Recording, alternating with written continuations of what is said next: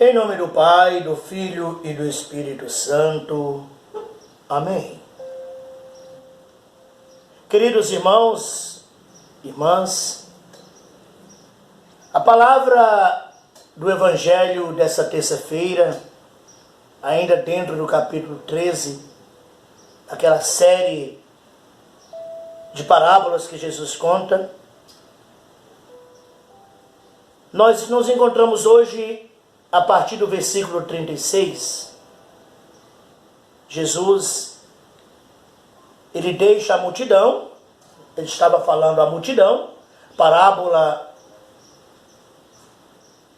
do semeador, a parábola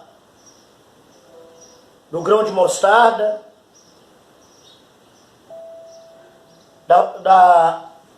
do fermento. Jesus estava falando à multidão. Agora Jesus entra para casa. Jesus deixa a multidão e vai para casa. Agora o encontro de Jesus é com os discípulos. Já não é mais com a grande multidão. Ele está falando agora diretamente para aqueles que o seguem.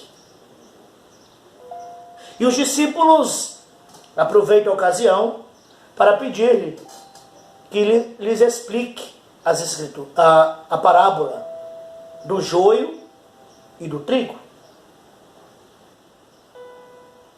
Nós, mais ou menos 2 domingos atrás, nós escutamos essa parábola, Jesus contando essa parábola, e hoje, nessa terça-feira, nós nos encontramos com a explicação. É o trecho do Evangelho onde Jesus vai explicar para os discípulos. Ele falou para a multidão e agora explica individualmente para os seus discípulos. Uma das coisas que mais escandalizou os judeus foi justamente isso. Eles não entra na cabeça deles como que Jesus pode ser o Messias que eles esperavam, se a palavra, se os profetas anunciaram que com a vinda do Messias seria um novo tempo. Um novo tempo. Tempo onde esse Messias seria o Rei da Paz? Traria uma paz para o povo? Este rei, este Messias, apaziguaria até, a palavra no profeta vai dizer, né? A criança vai brincar na toca da cobra e não será mordido? Com feras? Não entra na cabeça deles que Jesus, como que Jesus pode ser o Messias, o Filho de Deus que eles esperavam, se Jesus chegou e nada disso aconteceu. Eles não entenderam a palavra. Foi uma má interpretação. Esqueceram que os profetas anunciavam sim a vinda do Messias, mas uma vinda dupla. Entre a primeira e a segunda vinda, temos o tempo da igreja. Esse tempo que nós estamos vivendo.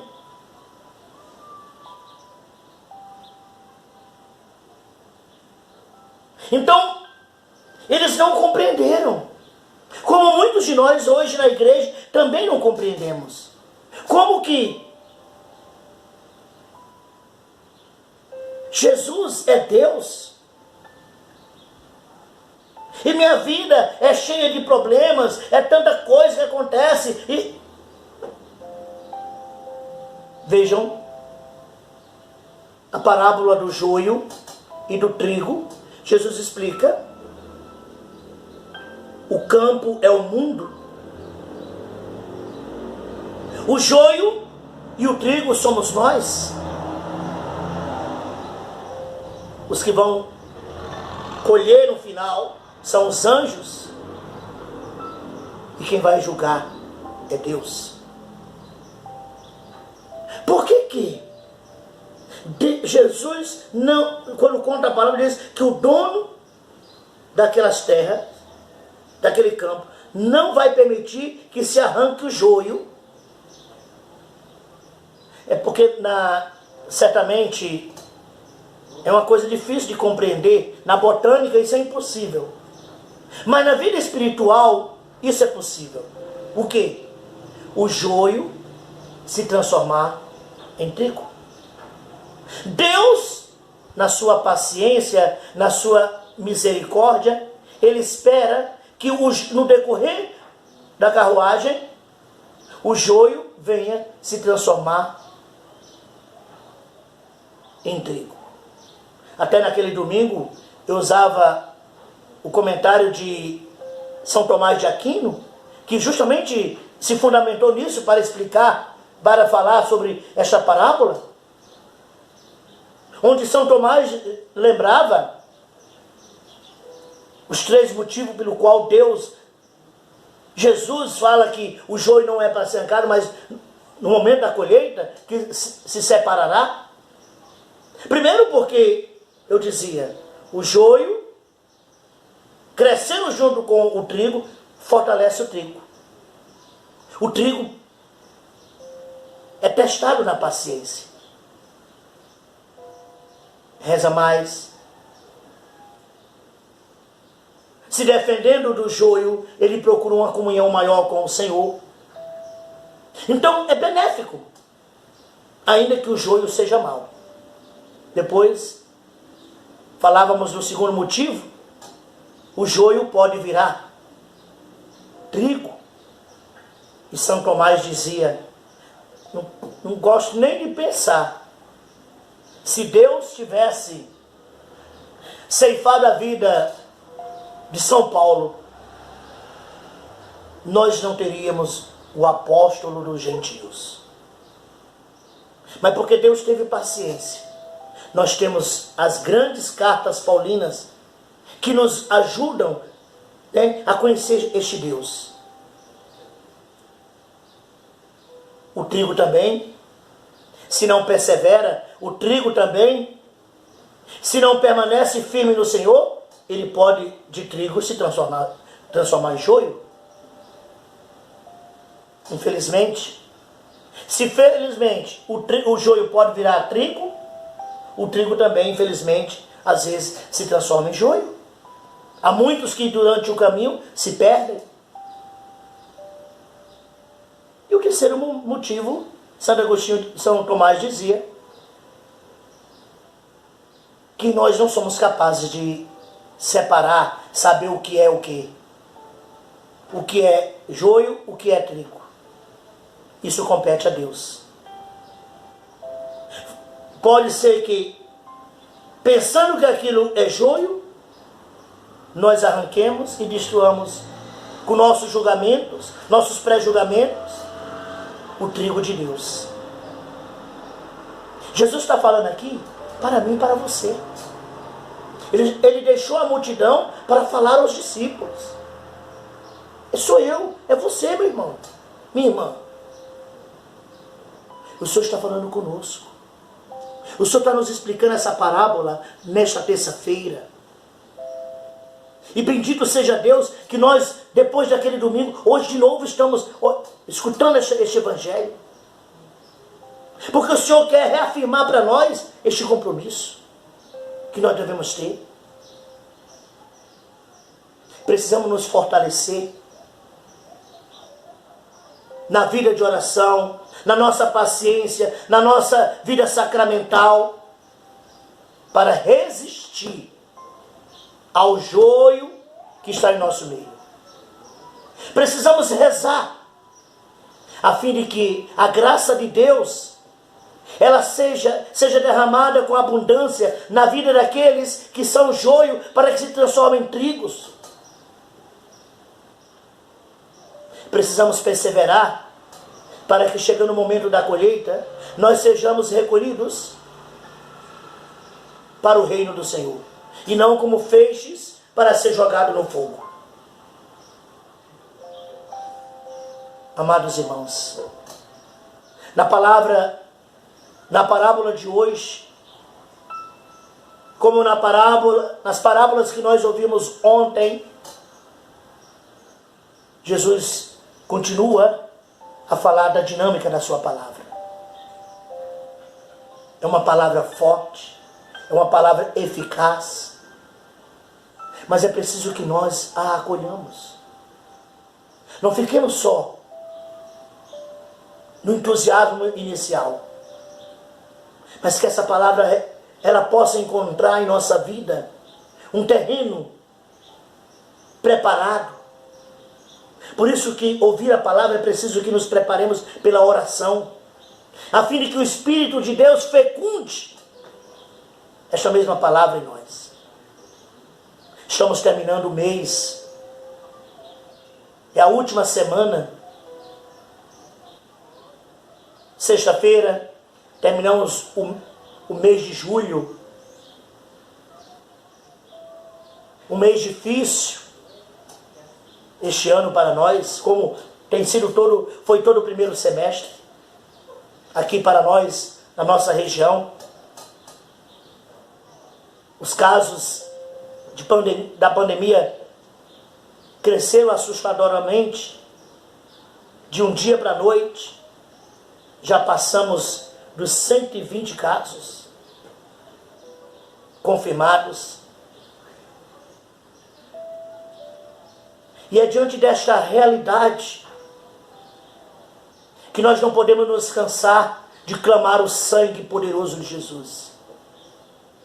Esse sangue precioso que nos resgata, que nos lava, que nos purifica. Que vivamos esta semana na intensidade de quem busca a força para superar as dificuldades, a força para vencer, resistir à presença do joio. O joio está entre nós.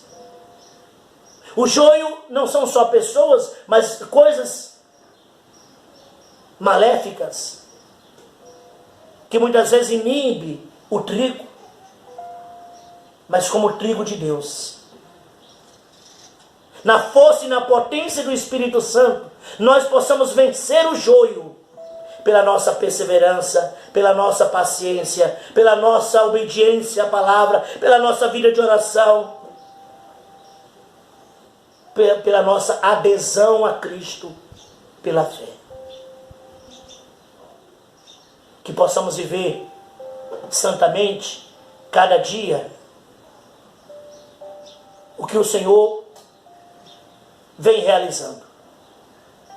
As mãos ensanguentadas de Jesus aqui entre nós. Essas mãos feridas, chagadas,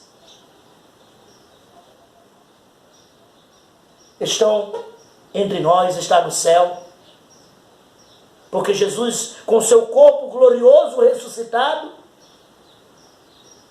tem as marcas da paixão. Não com as dores, com o sofrimento que ele passou, mas glorificado. E nós queremos, emanados destas mãos santas, desse sangue precioso, vitorioso, glorioso, nós clamamos ao Senhor que este sangue caia sobre nós com potência para lavar a nossa vida. Este sangue cure, esse sangue liberte, esse sangue possa extinguir a força operacional deste vírus que tem atuado entre nós. Nós clamamos o sangue precioso de Jesus. Ó sangue e água, que jorraste do coração aberto de Jesus, como fonte de misericórdia para nós, eu confio em vós. Ó sangue e água, deste sangue que jorra a nossa salvação. Nós buscamos a força como trigos de Deus, a fim de que o joio que atua, que está dentro da igreja, infelizmente é assim, o joio também está dentro da igreja, O joio tem crescido na igreja, junto com os filhos da igreja. Semana passada eu vi na internet, e aí aquilo que a gente vê na internet não é muito confiável, né? A gente tem que ter muito discernimento, cuidado. Mas eu vi uma reportagem semana passada, no sábado passado, uma reportagem que falava de um bispo na Alemanha, um bispo católico, ele criticando os católicos que se dizem com saudades da Eucaristia. Na reportagem ele dizia: não sejamos estúpidos de vivermos com essa coisinha com a Eucaristia. A igreja está cheia também de junho. Homens que foram consagrados, padres, bispos, que infelizmente se perderam, se transformaram em joio. Tem sido uma erva daninha dentro da igreja. Precisamos rezar pela conversão destes homens, porque dentro da igreja também está disseminado, né, o mal, e nós precisamos ser fiéis ao Senhor. Que a palavra do Evangelho nessa terça-feira nos dê ânimo e força, para que diante do joio que nós encontramos, não nos faça desanimar e desistir do caminho. Deus abençoe você. Tenha um bom dia. Em nome do Pai, do Filho e do Espírito Santo. Amém.